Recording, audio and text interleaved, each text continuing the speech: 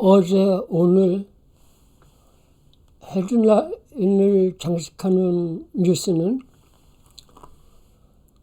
전두환 며느리 연희동 별채 압류 무효 소송 냈지만 또 패소했다는 소식입니다. 이거는 윤석열을 상대로 낸 소송인데요.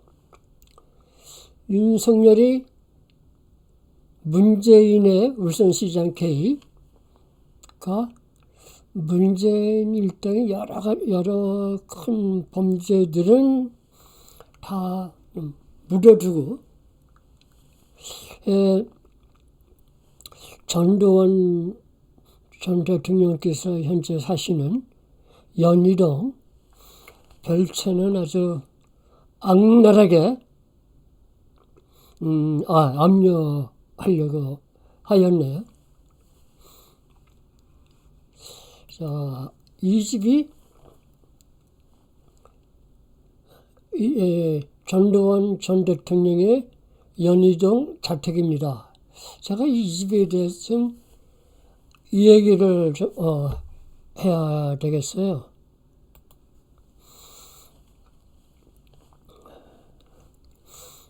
이 집이 전두환 전 대통령 소유가 아닙니다.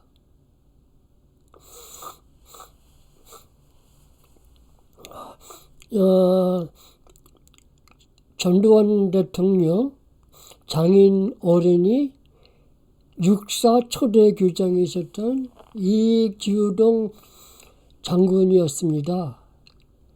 이규동 장군은 아주 국가관이 훌륭한 그런 장군이었어요. 그러니까 그때의 육사 생도들은 국가관이 훌륭한 교육을 받았었던 거죠.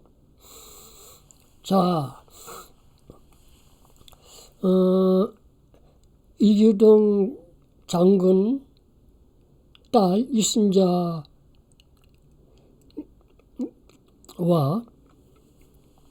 전두환 대통령이 결혼을 하게 되었는데 그때 다짐을 받았어요. 남자는 월급 봉투를 집에 가져오면은 국가를 위해서 큰 일을 하지가 못해. 내가 생활은 나와 내 딸이 책임질 테니까 자네는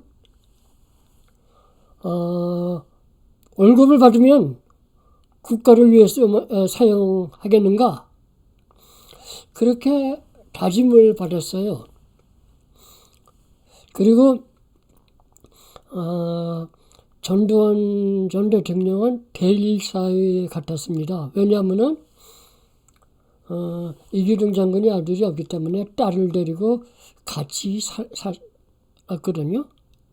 그래서 전두환 전 대통령도 그래서 장인집에서 살았어요.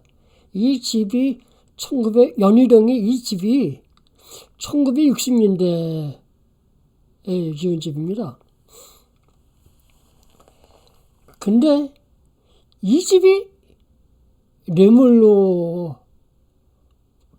받아서 지은 건가요? 그게 아닙니다. 자, 전두환 전 대통령 얘기가 나왔으니까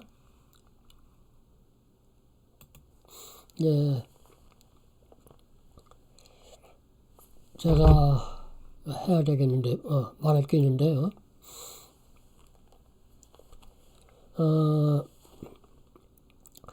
아마 5.18 떡금들보다는 제가 전두환에 대해서 좀 잘 알지 않겠습니까?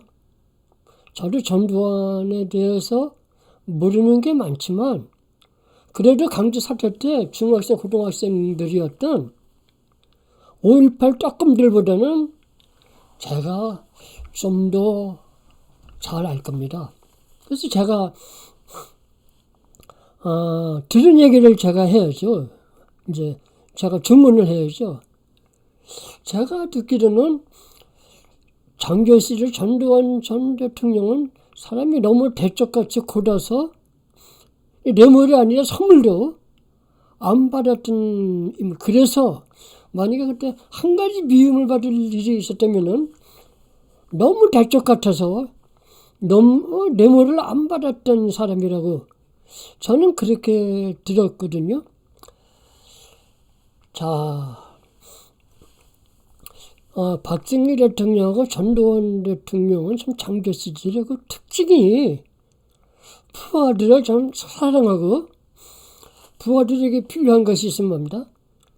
박정희 대통령도 장교 시절에 그때 가난했잖아요. 부하가 쌀이 없는 것 같으면은 쌀 갖다 주고 그러셨단 말이에요. 전두환 대통령도 장교 시절에 부하들을 데리고 와서 이렇게 좀 회식도 하고 그러잖아요. 그러면은 그때는 이제 가난했던 시절이니까 그 냉장고를 누가 부러워하면은 그러니까 냉장고를 자기가 지고 가서 갖다 주고, 그러면 이순재 여사가 불편했냐? 그것 때문에 부부싸움 했냐? 그게 아니었어요. 이순재 여사는 한술 더 떴습니다. 그래서 자, 전두환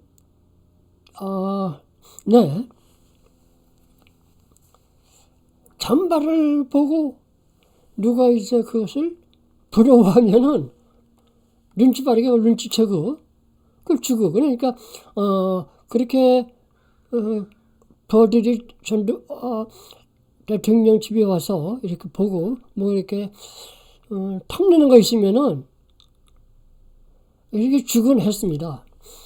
아니, 전두환이 장교 시절에 독재자였기 때문에 부하들이 그렇게 따르고 충성하고 뭐 그랬나요? 그게 아니었습니다. 이게 아주 부하들에 대한 우애가 아주 좋은 분이었습니다. 부하들이 뭐 잘못을 하면은 그 책임은 자기가 지고, 그리고 부하들을 아주 자상하게 잘 살폈던 겁니다. 지금 이 연희동 별채 압류 무효 소송이 이게 윤석열이 기어이 이제 연희동 집을 빼앗겠다, 별채까지도 빼앗겠다 해갖고 이제 이렇게 된 것이거든요. 자, 그러면 이게 김영삼 정부 시절에 5.18 재판이 있었단 말입니다. 그때 이제 비자금 판결이 있었기 때문에 이제 추징금을 물리고, 추징금을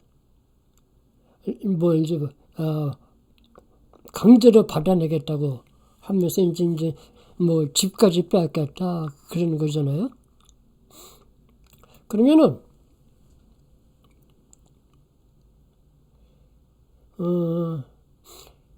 전두환 전 대통령이 뇌물 받은 게 있어요? 뇌물 받은 게 있으면은 이순재 여사가 받은 게 있어야 될 텐데 이순재 여사가 받은 게 없잖아요. 늘 생활비는 젊었을 때는 이순재 여사가 일해서 생활비 벌고, 그리고 그 후에는 그러니까 딸에게 아들 없이 이제 아버지가 딸에게 상속을 했으니까 그 상속재산 받은 거. 이제 이기동 장군에게 좀 재산이 있었는데 그 재산은 어떻게 됐냐면은 이분이 육사 교장 시절에 전방에 최전방에 아주 땅이 쌀 때였습니다. 이제 뭐 한 평에 이런 뭐 그렇게 아주 땅이 굉장히 거기 쌌을 때 거기 땅을 사서 거기다 나무를 심었어요. 그래서 그게 이제 나중에 조금 재산이 된 건데, 그러니까 1950년대, 60년대에 그때 매입한 땅, 그게 전두환 대통령이 뇌물 받아서 구입한 거예요? 아니잖아요. 이거를 강제로 빼앗겼다 그러면은 이게 지금 법이 이래갖고는 법이 정의를 위해서 법이 있어야지 악당 짓을 하기 위해서 법 집행을 하는 겁니까? 자, 박근혜 대통령 얘기를 좀 합시다. 1979년 10월 26일에 박정희 대통령이 김재규의 총에 맞고 서거하셨습니다. 그러면 그 후에 영예 박근혜의 생활비는 어떻게 되었습니까? 전두환 대통령께서 7년 재임하시는 동안 한 번도 거르지 않고 자기 월급에서 떼어서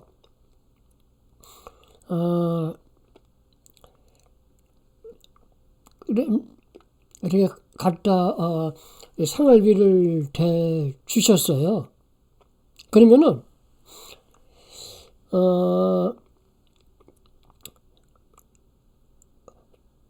박정희 대통령의 자녀에 이렇게 생활비를 대주신 전두환 대통령께서 그러면은 이분은 생색을 안 내죠. 그러니까 자기하고는 선행에 대해서 참 생색을 내거나 자랑한 적이 없습니다. 그러면 이분이 보이지 않는 그런 선행을 박근혜 대통령에게만 박근혜 그때는 대통령이 아니라 영내 그녀 그러니까 1980년대 일이죠. 여러 다른 또 좋은 일들을 많이 하셨던 겁니다. 몰래 남한테 알리지 않고. 그러면은 이분이 뇌물을 받았겠어요? 만약에 뇌물을 받았다면은 왜 1980년대에 그렇게 전두환 대통령 시절에 한국 경제가 그렇게 크게 발전할 수 있었죠? 이 뇌물 얘기가 왜 나왔냐? 자, 이 얘기가 말입니다.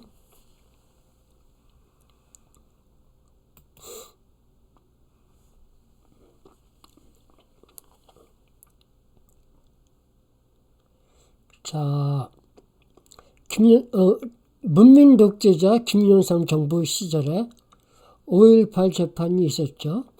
그때 그 재판이 진실을 밝히기 위한 재판이 아니었어요. 이미 사형을 정해놓고 이렇게 김영삼 대통령이 다 정해놓고 그러니까 진행한 재판이었습니다. 김영삼 대통령의 계획은 전두환에게 사형을 선고하고 그 다음에 자기가 퇴임하기 직전에 사면하는 것. 그게 계획이었거든요. 근데 재판을 진행했는데 이 전두환 당시 보안사령관이 광주 무장 반란 진압에 털끝만 치라도 관여했다는 증거가 없는 겁니다.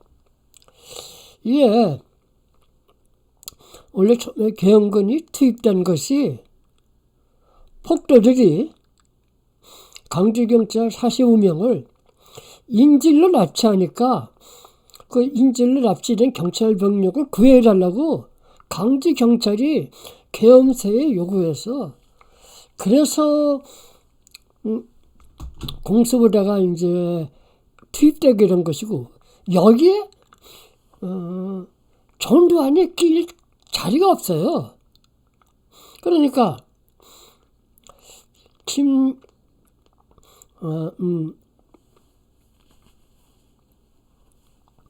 염상 정부 시절 아무리 조사해봐도 이게 나오는 게 없단 말입니다. 지금 문재인 정부가 과거사 조사 비용에 매년 수백억을 쓰죠. 그렇다고 해서 전두환을 발표 명령자로 만들 수가 있습니까? 없습니다. 아무리 조사해봤자 없는 사실을 있게 만들 수는 없는 거예요. 해마다 역대 정부들이 조사를 해봐도 그게 안 되는데 아무리 지금 문재인 정부가 뭐 5.18 진상 조사회를 만들어서 그렇게 지금 조사를 해도 그게 소용이 없는 겁니다. 자, 그러니 김일성 정부 시절에 아무리 조사해도 전두환이 강주 무장반란 진압에 무장 폭도들의 무기 강제회수 작전에 털끝만 치라도 관여하였다는 증거가 없으니까 사형을 선고할 근거가 없단 말입니다. 그래서 5.18 따끔들이 깨를 낸 거예요. 비자금 변명을 씌운 겁니다. 이게 지금 사기 탄핵 재판에도 이제 지금 박근혜 대통령을 뇌물로 엮어서 뇌물수수로 엮어갖고 20년 징역형 그리고 이제 200억의 추징금을 물렸잖아요. 근데 이거 사기 탄핵입니다. 사기 탄핵인데도 뇌물은 받은 자가 있으면 반드시 준 자가 있어야죠. 준 자가 있어야 뇌물죄가 성립되는 겁니다. 그러면은 전두환 대통령이 뇌물을 준 자가 있어요? 없잖아요. 없는데 어떻게 뇌물죄가 성립이 됩니까? 이게 만약에 그때 재판을 했으면은 이 뇌물죄는 이 민주주의 국가에서는 3심 재판을 받을 권리가 있어요. 근데 이 뇌물죄 이거 재판을 전혀 하지 않았어요. 재판을 하지 않고 그냥 이렇게 판결을 내는 겁니다. 이게 날도둑이죠. 그렇게 하고서 이제 추징금을 물린 건데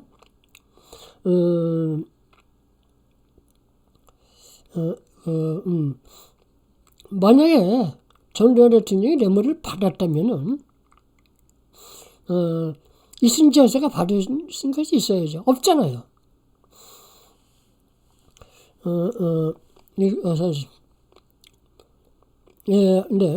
그래서 전두환 대통령이 사형 선고를 받으신 것은 강제사태와 관련해서 받은 게 아니라 뇌물죄로 엮어서 받은 겁니다. 그러나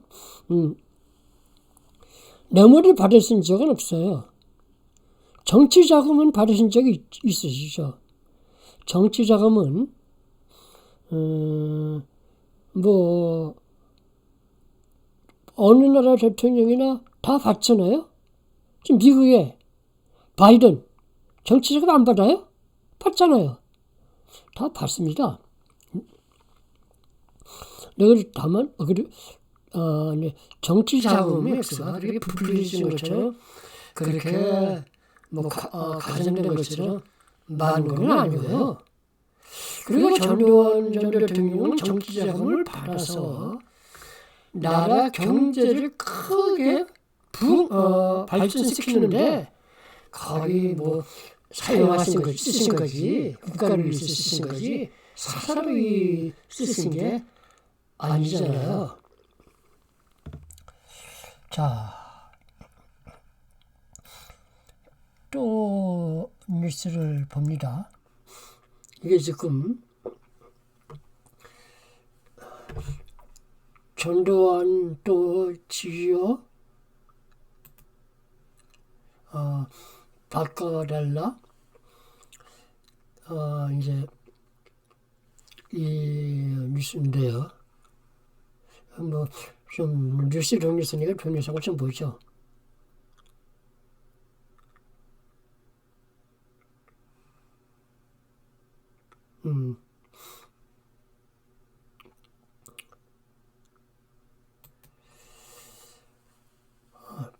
동영상이 좀 빨리 안 뜨는데요. 전두환 대통령은 서울 거주합니다. 그러면 당연히 관할법원이 서울에 있으니까 서울에서 재판을 받으셔야지, 광주에서 자꾸 재판을 받으라고 하는 거는 지난 몇 년 동안 광주에서 받았는데 또 여전히 항소심도 광주에서 받으라고 하는 거는 이거는 인민재판 하겠다는 거죠. 전두환 광주 재판이 인민재판이었어요.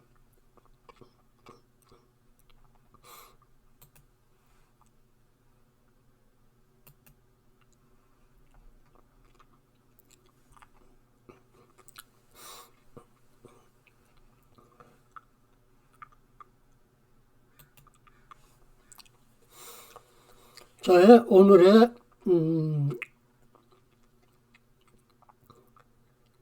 제 유튜브 영상 제목은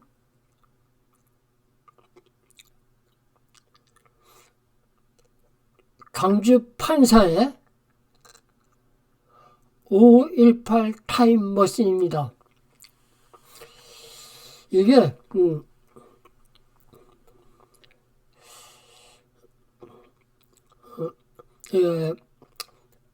판결을 정해놓고 한 인민재판이었죠.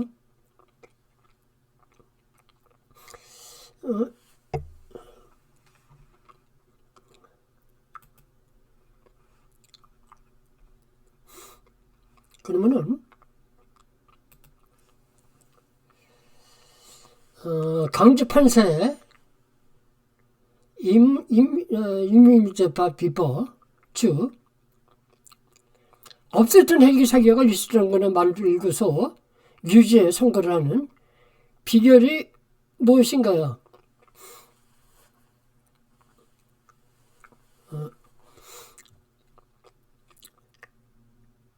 그것은 조작입니다. 사실의 조작입니다.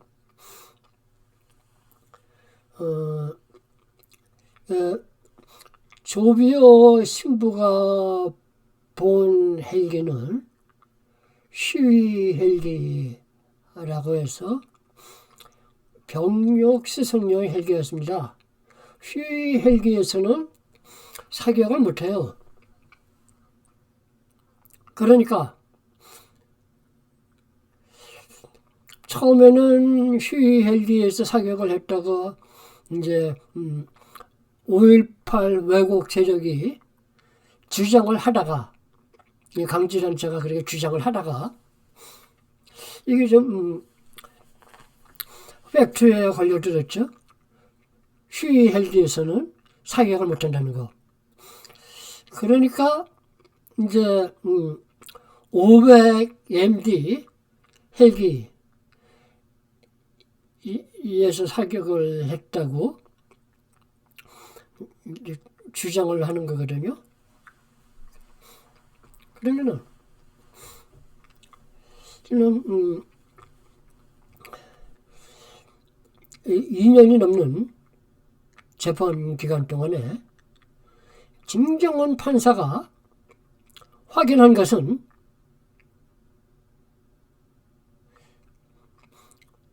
5월 21일에는 500의 MD 헬기가 강제로 온 적이 없었다는 거. 그 헬기는 5월 22일에 왔어요. 그거를 확인했단 말입니다. 그런데 판결문에서는 자, 기사를 잠깐 읽어볼까요?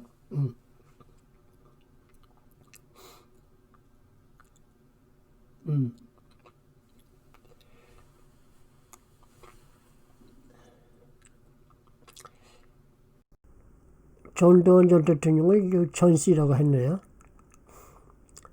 전씨 측은 1심 재판부가 1980년 5월 21일 500MD 헬기를 사격했다고 판단한 것에 사실 오인이 있다고 주장했다. 군 관계자 증언 등을 볼 때 500MD 헬기가 강제에 내려간 것은 1980년 5월 22일인데 5월 21일에 무장 헬기가 있었다고 하는 기본적인 관계가 납득이 가지 않는다는 것이 자, 500MD 헬기가 5월 21일 날 강제에 온 적이 없다는 것을 확인하고도 선고문에는 그렇게 썼을 때 출정이 합니다. 안 합니다.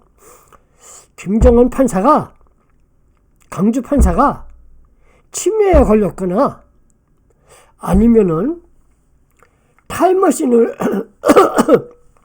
발명한 거죠. 근데 이 타임머신은 단순히 과거로만 돌아가는 타임머신이 아니라 과거로 돌아가서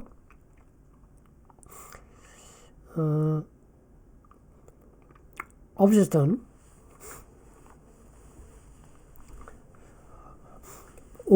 1980년 5월 21일에 없었던 사건을 있었던 사건으로 바꾸는, 그런 조작하는, 과거의 사실을, 역사 사실을 바꾸는 그런 조작을 할 수 있는 타임머신을 강주 판사가 발명한 겁니다. 그러면 대단한 거죠. 그럼 노벨 물리학상 받아야죠.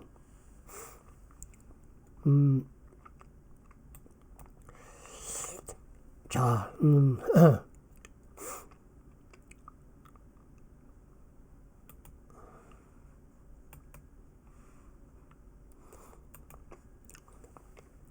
헬기 사격이 있었는지 없었는지는 5.18 유공자 무용담을 보시면 자세히 알 수 있습니다. 이 책이 공교롭게도 5.18 한국철보법이 국회에서 통과된 날 출간되었기 때문에 빈매품인데요. 빈매품이지만 비봉 출판사로 문의하시면은 책을 구입하는 방법이 있을 겁니다. 강주 사태 때 희생자들이 있었지만 민간인 이제 160명의 희생자가 있었지만 그 중에 총상 희생자들은 대부분 신민군 총에 맞고 희생된 거였고요.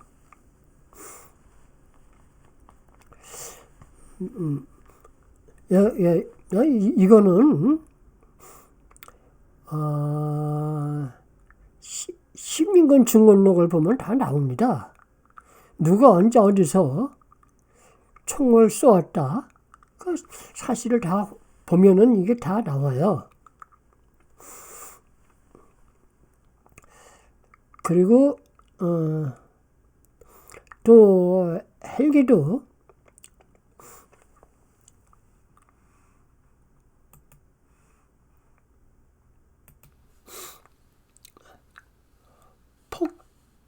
폭도들이 헬기에 기관총을 쏘고서 엉뚱한 국가내게 누명을 씌우고 지금은 이제 전두환 대통령에게 누명을 씌우는 겁니다.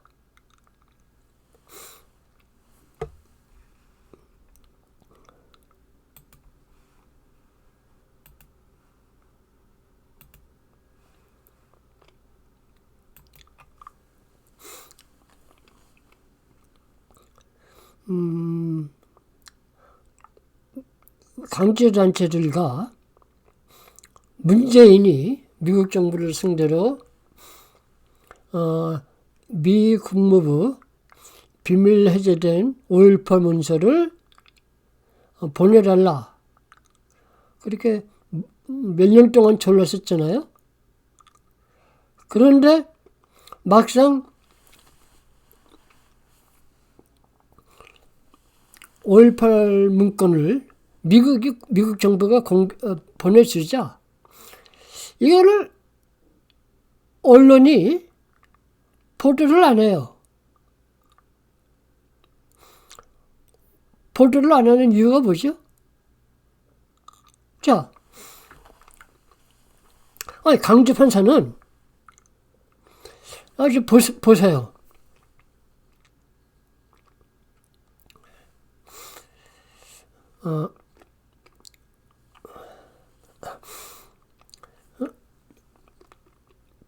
자, 김여성 정부가 서슬퍼런 김여성 정부가 전두환을 잡으려고 이제 헬기 사격 유무 조사해봤지만 헬기 사격 없는 거로 나왔어요. 그 전에 이제 1988년, 89년 김대중의 평민당이 이제 국회의원 수가 가장 많았었을 때, 그때 강기청문회 했었죠. 전두환 잡으려고. 헬기사가 그때 없는 거로 결론 났습니다. 그리고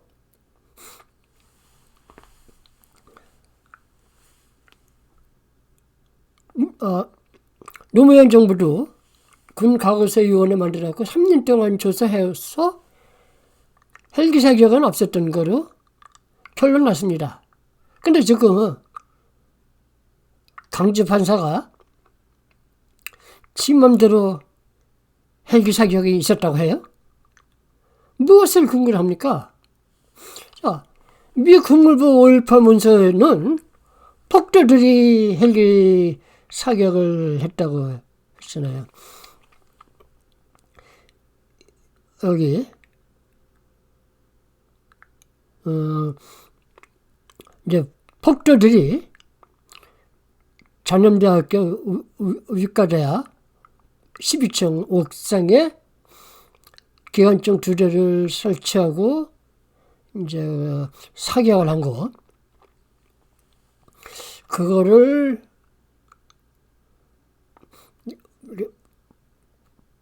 말하고 나서 그러면 이제 끝 문장에 Rioters were reported firing on helicopters overhead. 폭도들이 공중에 있는 헬기를 향해 총을 쏘았다.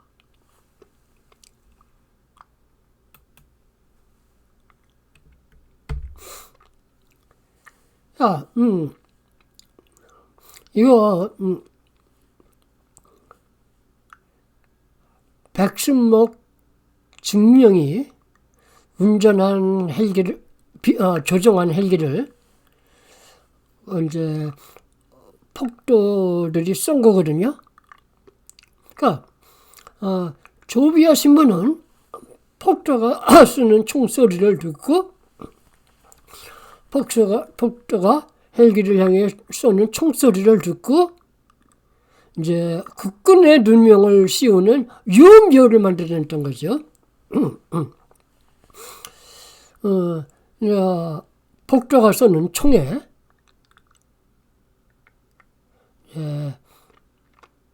헬기 뒤날개를 맞은 사진입니다. 그러면은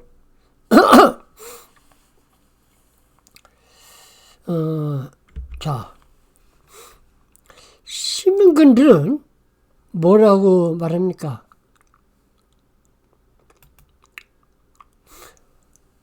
모든 시민군들은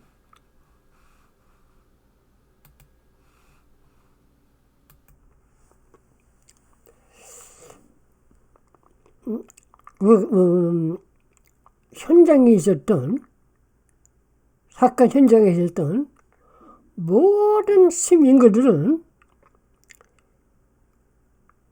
시민군이 헬기를 향해 총을 쏜 거라고 증언을 합니다.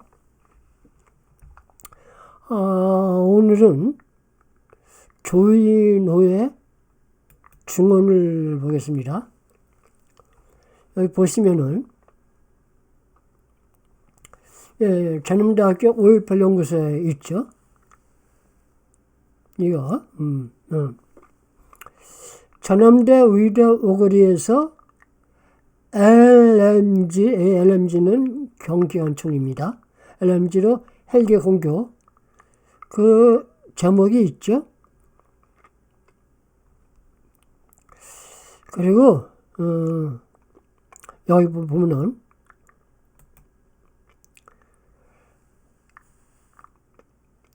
자, 이거 전부 읽으시는 거는 이 사이트에 들어가셔갖고 조인호를 검색해서 읽으시면 되고요. 저는 이 한 문장만 읽어드리겠습니다. 그리고 LMG 두 정이 함께 있었는데 27살 정도이고 키가 작은 청년이 원룸전 혹은 군대에서 자신이 LMG 사수였다면서 도청 쪽으로 총을 3발 쏘았다. 총소리가 엄청나게 컸다. 자, 이 20살 나이 청년이 강주 시민이 아니었습니다. 강주 시민이 아니라 김대중의 해남 사조직 요원이었어요. 자, 확인이 됐죠? 시민군 헬기에서 사격한 것이 아니라 시민군이 헬기를 향해 총을 쏜 거야. 자, 엄청나게 증언이 많아서 제가 다 읽어드리지 못하고 조인호의 증언만 좀 제가 인용을 했는데요.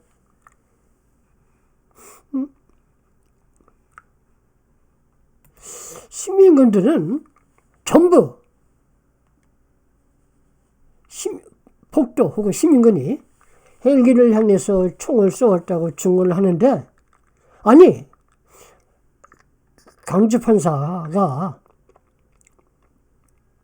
김정은 판사가 도대체 무엇을 근거로 헬기에서 사격을 했다고 하나요? 이제 김정은 판사는 이렇게 말했어요.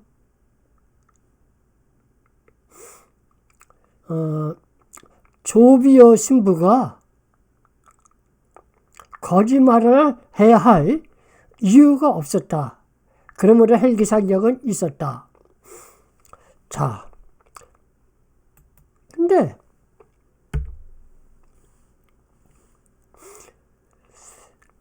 조비오 신부가 2013년에 한 증언입니다. 이렇게 말하죠. 자,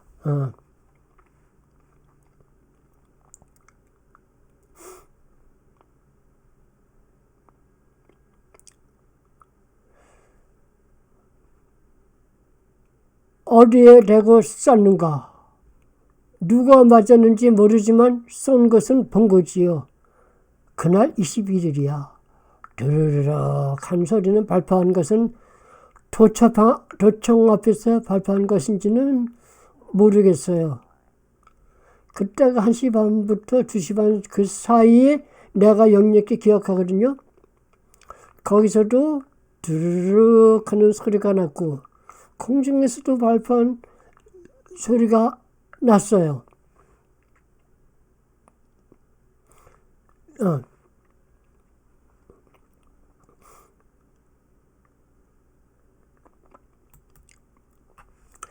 조위어 신부가 본 거는 헬기가 날아갈 때 잠깐 나는 불빛, 섬광, 그리고 폭도들이 헬기를 향해 총을 쐈을 때, 뒷날개를 맞았을 때,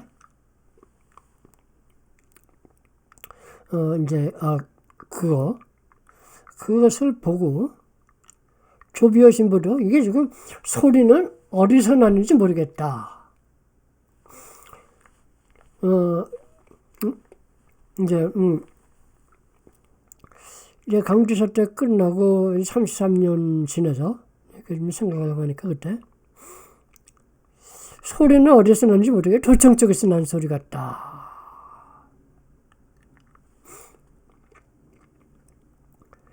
예, 도청 쪽에서 난 소리죠. 왜냐면은 무장 난정자들이 전남대학교 위과대학 12.5상에 기관총 2대를 설치하고 도청 방향으로 기관총을 쏘았거든요. 그 전일빌딩 탄원도 그때 생긴 거예요. 무장 난정자들이 전일빌딩과 도청 방향으로 총을 쏘았을 때. 그러니까 조비어 신부가 들은 소리는 그 소리입니다. 그래서 조비어 신부도 이 총소리가 어디서 난 건지 모르겠다. 도청 쪽에서 난 소리 같기도 하다. 그랬단 말입니다. 그럼 조비어 신부 본인이 이렇게 말하는데 어떻게 김정은 판사가 그잖아요. 조비어 신부 증언하고 다르게 그렇게 판결문에 쓸 수가 있어요? 그거 안 되죠. 그렇게 하면 안 되죠.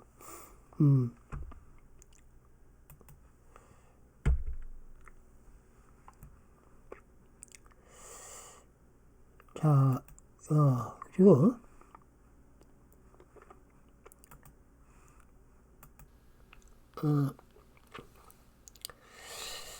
조비어 신부의 주머는 제가 전부 가지고 있어요.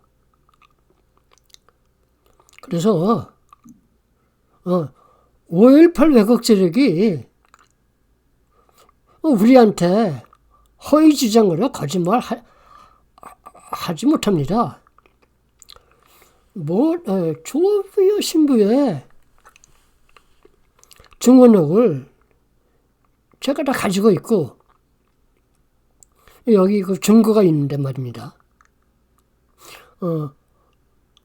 강제단체, 즉 5.18 왜곡 세력의 주장들을, 허위 주장들을 무너뜨리는 증거들이 여기 다 있거든요. 자, 이거는 강지청문회에서 한 증언인데요.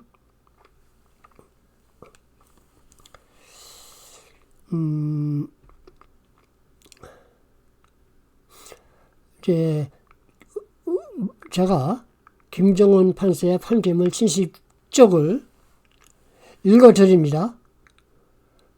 결국 위에서 살펴본 바와 같이 피해자를 비롯한 여러 목격자들의 진술, 군인들의 일부 진술, 군 관련 문서들에다가 그 밖의 여러 사정에 비추어 보면 피해자는 조비어 신부를 말이죠. 피해자가 목격한 바와 같이 1980년 5월 20일에 강주에 무장 상태로 있었던 505 항공대 또는 506 강대 소속의 500MG 헬기가 위협 사격 이상의 사격을 하였음을 충분히 인정할 수 있다.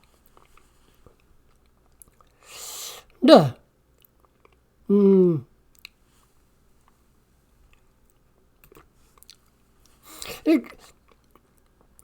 김정은 판사는 강주 사태에 대해서 그 기본을 전혀 모르는 것 같아요. 아니, 5월 21일에 두 사람밖에 탈 수가 없는 5회 MD 헬기가 왜 강주에 옵니까?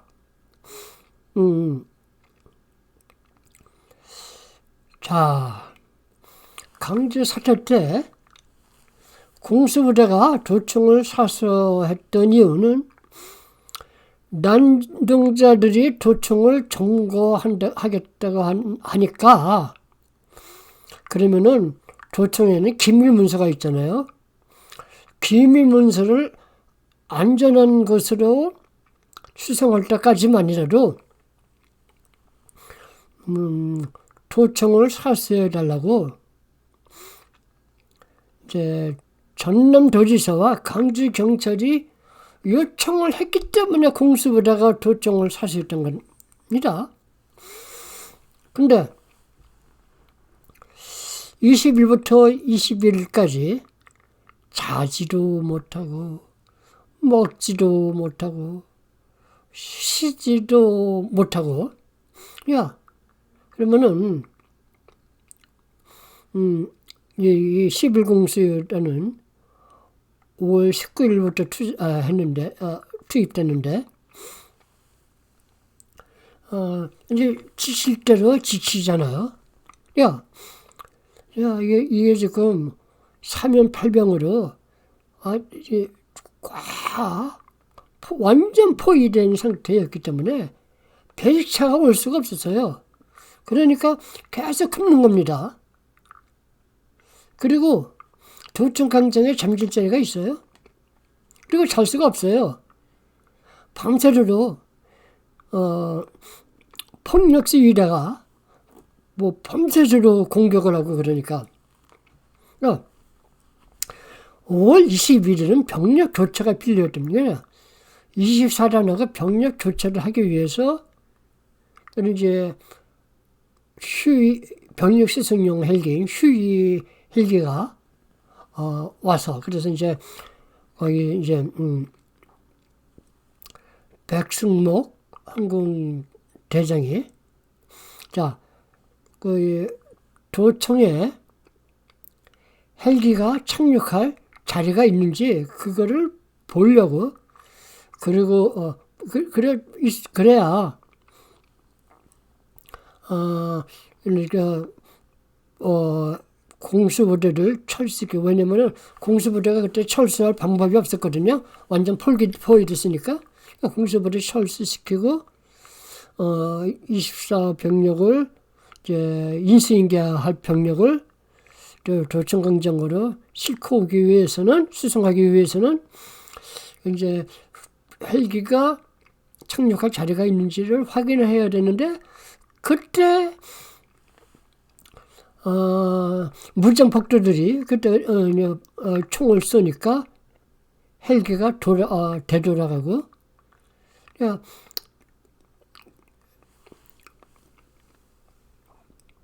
그랬던 건데, 자, 5월 20,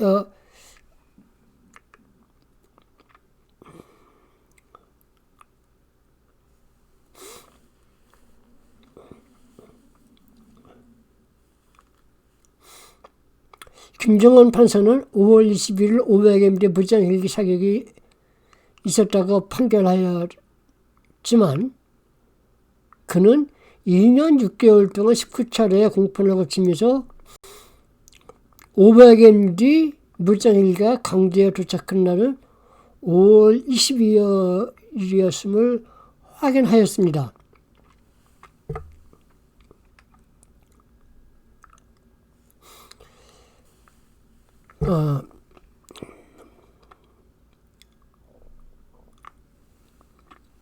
자,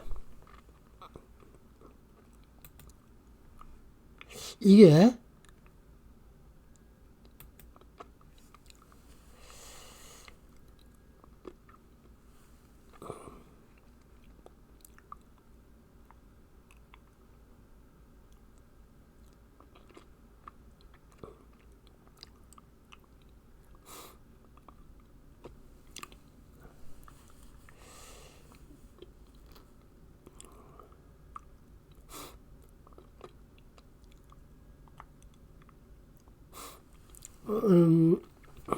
자, 1989년 6월 2일자에 이 강주창문의 증언을 제가 다 읽어드렸으면 좋겠지만 지금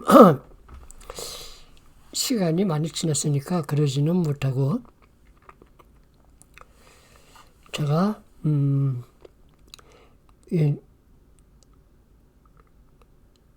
끝부분만 읽어드리겠습니다. 김강일 의원이 신문합니다. 그런데 증인이 보기에는 헬리콥터 모양은 어떠한 것이었다가 기억납니까? 증인 조비오. 솔직히 말해서 헬리콥터 모양은 그냥 헬리콥터다.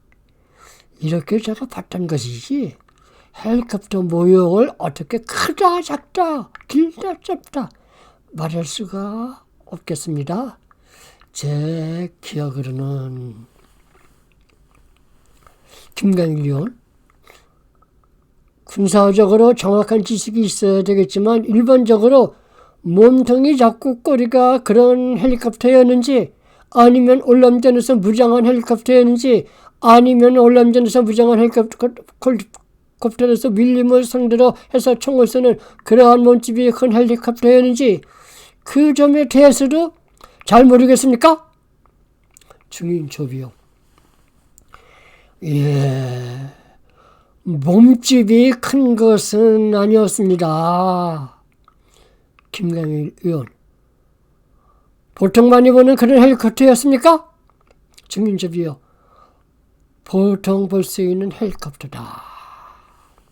자, 보세요. 조비오 신부 본인이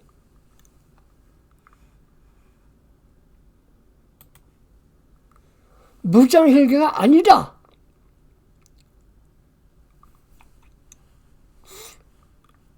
보통 보는 헬기다. 그렇게 말했어요. 조비오 신부가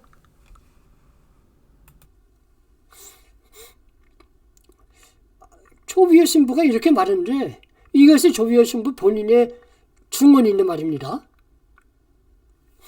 아무리 강제인민 재판이라 하지만 재판인데 그리고 형사재판인데 이 조비오 신부의 말을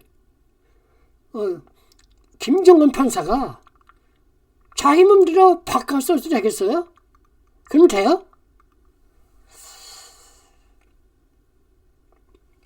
자, 이거는 강주단체에서 대답해줄 문제이겠죠. 자, 그리고 말입니다.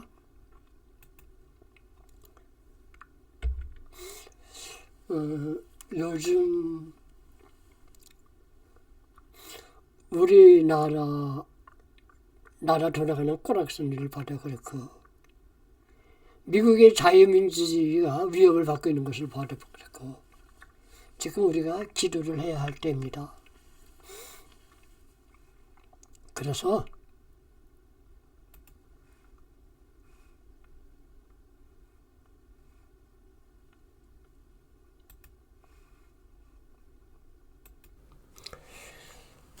오늘은 시편 55편 16절 17절을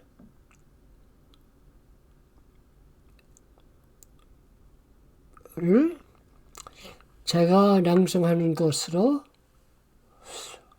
오늘의 방송 마무리를 하겠습니다. 나는 하나님께 부르짖으리니 여호와께서 나를 구원하시리로다. 저녁과 아침과 정오에 내가 군심하여 탄식하리니 여호와께서 내 소리를 들으시리로다.